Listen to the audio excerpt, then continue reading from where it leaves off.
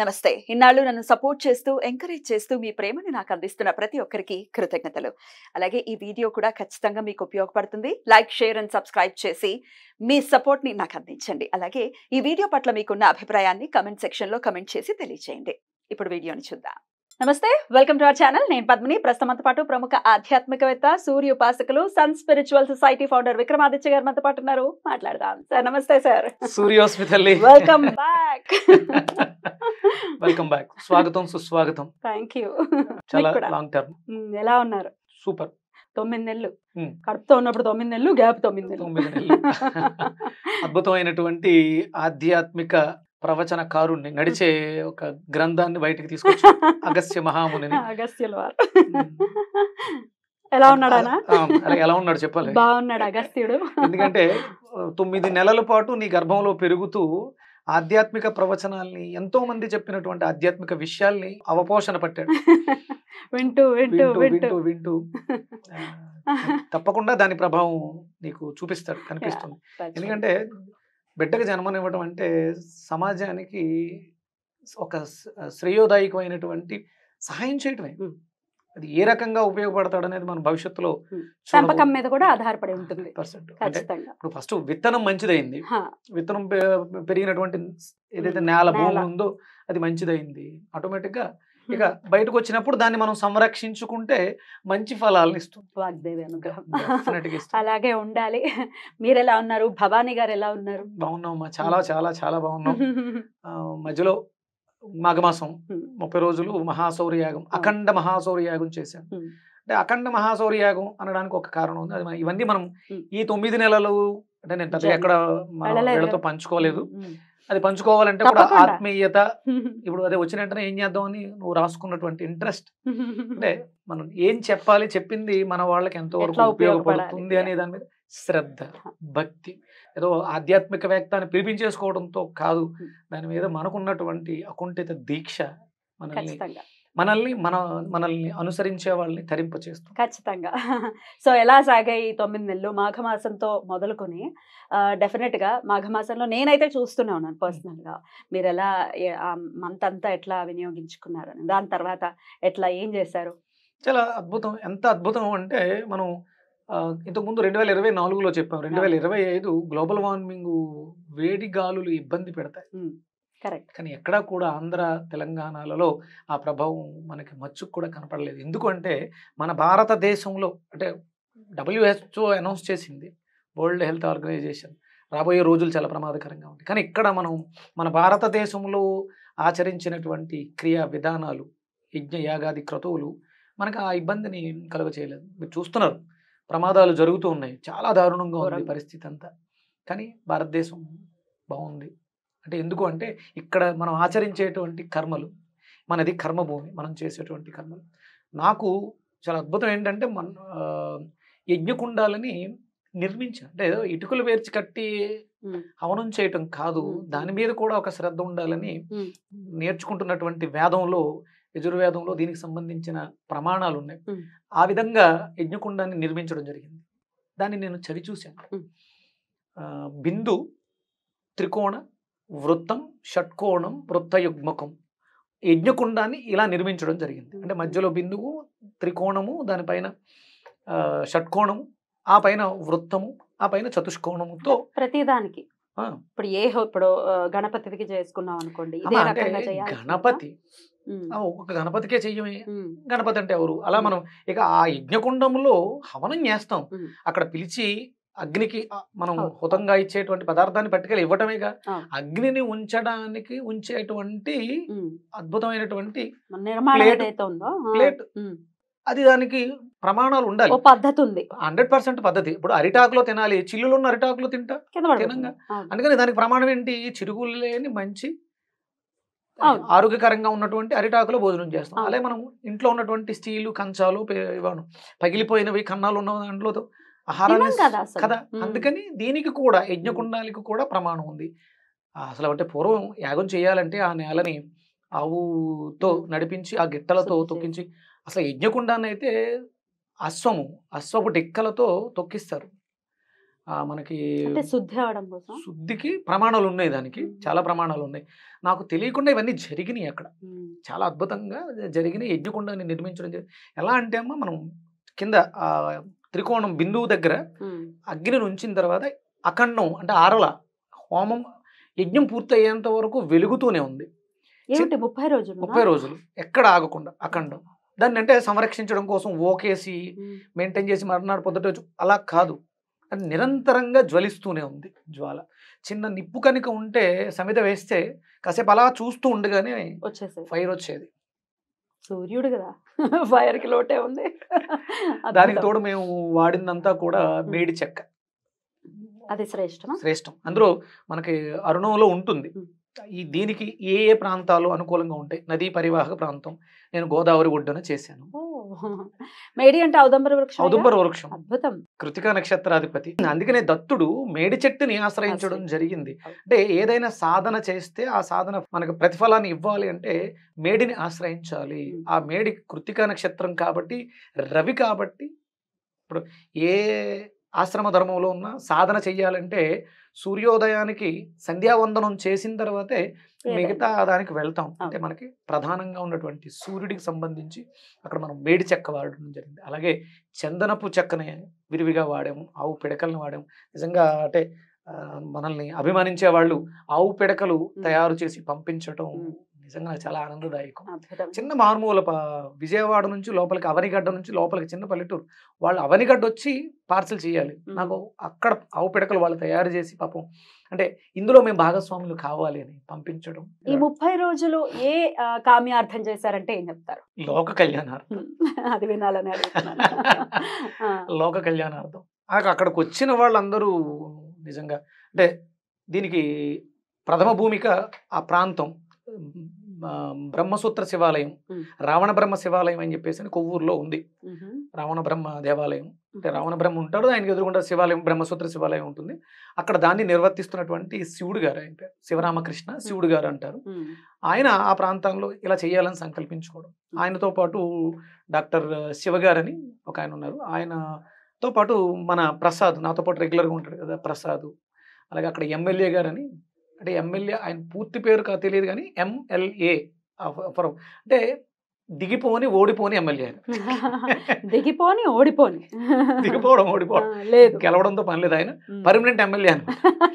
అక్కడ ఉన్నటువంటి శివుడు గారి ఆధ్వర్యంలో ఉన్నటువంటి టీం, అక్కడ ధనలక్ష్మి గారు, అమ్ములు గారు, ఇలా చాలా మంది ఉన్నారు. వీళ్ళందరి సహాయ సహకారాలతో అద్భుతంగా ఇన్ని మిరాకిల్స్. అంటే అక్కడ దీక్ష తీసుకున్నారు, మనం మాలధారణ మొదలు పెట్టాం, సూర్యమాల.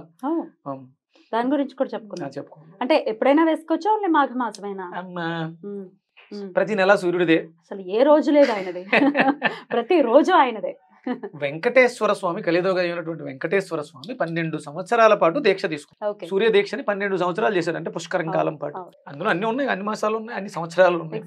కాబట్టి సూర్య దీక్షకి సూర్యమాలకి ఇది అనేటు ఏమి ఉండదు. రైట్. అయితే ఎటువంటి కోరికనైనా ఫలింప చేసేటటువంటి పరిస్థితి ఉంటుందా సూర్యమాలకి? 100% ధర్మబద్ధమైన.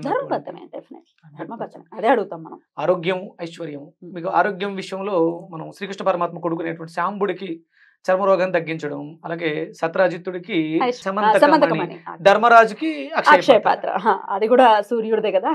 ఆహారము, ఐశ్వర్యము, ఆరోగ్యము, 3 ఇచ్చిన దాఖలాలు కోకొల్లలు. ఇంకేం కావాలి? రైట్. రాజ్యవర్ధనుడు అనే రాజుకి దీక్ష చేస్తే ఆయుష్ని కూడా ఇచ్చాడు ఆయన. అద్భుతం. ఇంకా మీకు ఇందులో ఇంకేం కావాలి చెప్పండి? ఇంకా ఐశ్వర్యం అంటే అన్ని రకాలు వచ్చేస్తాయి. విద్యా ఐశ్వర్యం, ధనం ఆబ్వియస్ గా, ఇంకా అన్ని రకాల ఐశ్వర్యాలు. సరస్వతి మంత్రం ఉంటుంది. పావకానః సరస్వతి వాజే బిర్వాజినీవతి యజ్ఞం వస్తు దియోవసః అని ఒక మంత్రం ఉంటుంది. అక్కడ దేవత సరస్వతి, ఛందస్సు గాయత్రి ఛందస్సు. అంటే గాయత్రి అంటే ఇంకెవరు? సూర్యుడు. అంటే సరస్వతి ఎక్కడది? పావకానః సరస్వతి వాజే బిర్వాజినీవతి యజ్ఞం వస్తు దియావసు. అంటే సరస్వతి జ్ఞానాన్ని ఇచ్చేది కూడా మళ్ళీ సూర్యుడే ఖచ్చితంగా.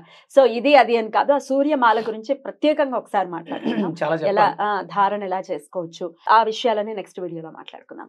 రైట్, అయితే మాఘమాసం ఇలా లోక కళ్యాణార్థం చాలా అద్భుతంగా ఆ మాసం మొత్తం కూడా చాలా చక్కగా చాలా వినియోగించుకున్నాం. చాలా చక్కగా జరిగింది. తర్వాత ఫాల్గుణ మాసం కానీ దాని తర్వాత చైత్రం వైశాఖ ఇవన్నీ ఎలా చేసుకున్నారు, ఏం చేశారు? నాకు నిత్యాగ్నిహోత్రం మనం మాట్లాడుకోవాలంటే, నేను వేదిక్ యూనివర్సిటీలో ఒక సీట్ సంపాదించడం జరిగింది. స్టూడెంట్ గా ఉన్నాను, వేదం నేర్చుకుంటున్నాను. వేదం అంటే ఏదో సింపుల్ గా అనుకుంటారు, అంత ఈజీ కాదు. ఇప్పుడు మీకు చెప్పిన ఆ సరస్వతి మంత్రం వేదంలోంచి వచ్చింది. అది ఎంత అంటే వర్ణించలేనంత. వాగ్దేవి ప్రవాహంలో పావకాన అంటే శుద్ధి చేస్తుంది. అంటే ఫస్ట్ మనం ఈ మంత్రంతో శుద్ధి చేయబడతాం, తర్వాత అనుసంధానింపబడతాం, తర్వాత ఉరకలు వేయిస్తుంది. మంత్రం అద్భుతం. అంటే మంత్రాలు వేదంలోంచి వచ్చినవి మాత్రమే మంత్రాలు, వాటికి మాత్రమే అంటే కంపల్సరీ ఛందస్సు ఉండాలి, ఋషి ఉండాలి, ఋషి కంపల్సరీ ఋషి ఉండాలి, దేవత ఉండాలి, అది దేవత. దానికి ఆ మంత్రానికి ఎవరైతే దేవత దర్శించాడు కాబట్టి ఋషి. ఛందస్సు ఏ ఛందస్సులో ఉంది.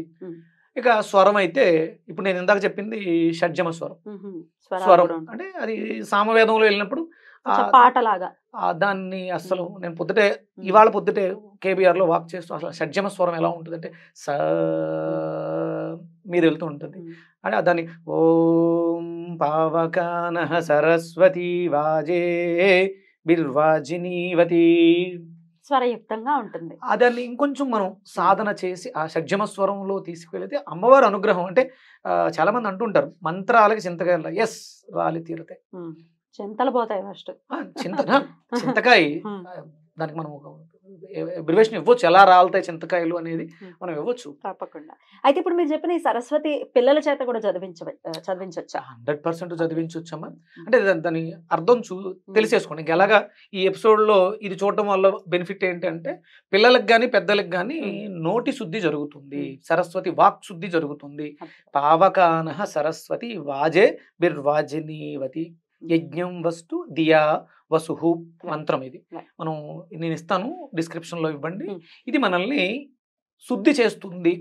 మనకు అక్కడ తెలియాలి ముందు ఋషి దేవత, అలాగే స్వరం తెలిసింది, ఛందస్సు గాయత్రి ఛందస్సు, ఇవి తెలుసుకోవాలి కంపల్సరీ. మనం ఏ మంత్రం చేస్తున్నా దానికి ఋషి ఎవరు, ద్రష్ట ఎవరు, దేవత ఎవరు, ఛందస్సు ఏ ఛందస్సు, ఇది మీకు అంతా తెలిసిపోయింది కాబట్టి ఇది మీకు పనిచేసేస్తుంది. అంటే కంపల్సరీ వేదం అయితే స్వరయుక్తంగా ఉండాలి, అనుదాత్త ఉదాత్త స్వరితాల్లో ఉండాలి, లేదా అర్ధపాఠం తెలిసి ఉండాలి.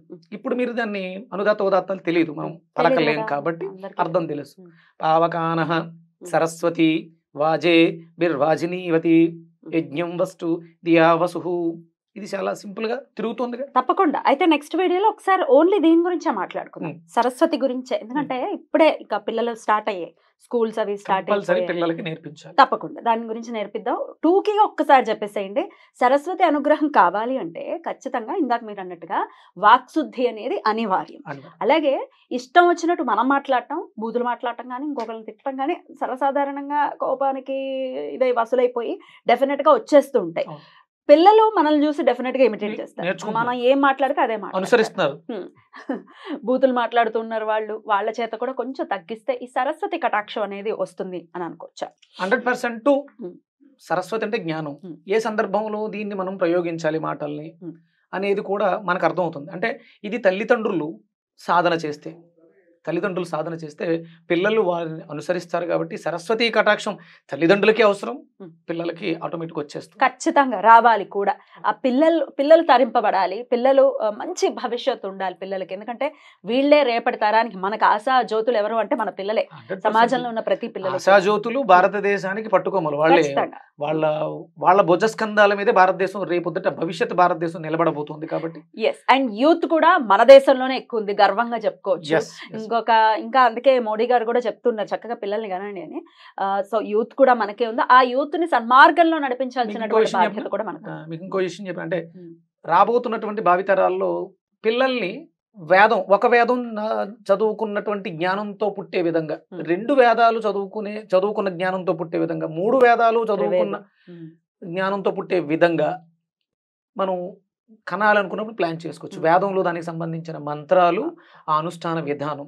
నేను రీసెంట్గా ఒక ఆవిడ విజయవాడ నుంచి ఫోన్ చేస్తే ఆవిడకి చెప్పాను, మన ఆహారం మన వెజిటేబుల్ థెరపీ తీసుకున్న తర్వాత బ్లాక్స్ క్లియర్ అయ్యి, అసలు మామూలుగా అయితే ఐవీఎఫ్కి వెళ్ళాలి వాళ్ళు, బ్లాక్స్ క్లోజ్ అయిపోయినాయి, ట్యూబ్స్ క్లోజ్ అయినాయి, బ్లాక్ ఉంది అని చెప్పి అది ఓపెన్ అయ్యి ఆవిడ కన్సీవ్ అయ్యారు. అద్భుతం సార్. అది ఆహార విధానంతో ఆవిడకి చెప్పాను, అమ్మ నువ్వు నీ బిడ్డ ఎలా ఉండాలనుకుంటున్నావు, ఒక వేదం చదువుకున్న జ్ఞానంతో ఉండాలనుకుంటున్నావు, ఆ 2 వేదాలు దానికి తగ్గట్టుగా ఆహార విధానం ఉంటుంది, దాన్ని నువ్వు అనుసరించు, చిన్న చిన్న మంత్రాలు ఇస్తానని సాధన చేయి, పుట్టబోయే బిడ్డ భావితరాలకి భవిష్యత్తుకి ఒక శ్రీరామచంద్రుడు ఒక శ్రీకృష్ణ పరమాత్మ అవుతాడు. అద్భుతం అద్భుతం అద్భుతం సార్. చాలా చాలా బ్యూటిఫుల్ విషయాలు ఎన్నెన్నో ఉన్నాయి.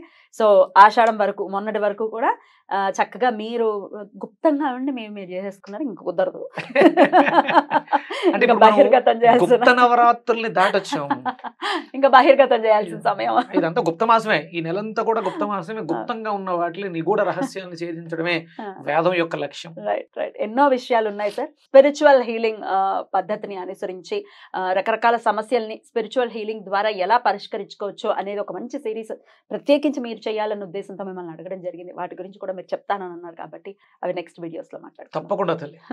Thank you so very much. చాలా చాలా అద్భుతమైనటువంటి విషయాలు ఉన్నాయి. సరస్వతి మంత్రం గురించి ఖచ్చితంగా నెక్స్ట్ వీడియోలో మాట్లాడతాము. పిల్లలకి ఖచ్చితంగా నేర్పించండి. ముందు మీరు నేర్చుకోండి, పిల్లలకి నేర్పించుకోండి. తర్వాత మనం ఎంత తలలు బాదుకున్నా ఉపయోగం లేదు. చిన్నపిల్లలు ఉన్న వాళ్ళందరూ కూడా వినియోగించుకోండి. నెక్స్ట్ వీడియోస్ ని మిస్ కాకుండా చూడండి. Thank you so very much sir. నమస్తే. సూర్యోస్మి తల్లి. సూర్యోస్మి.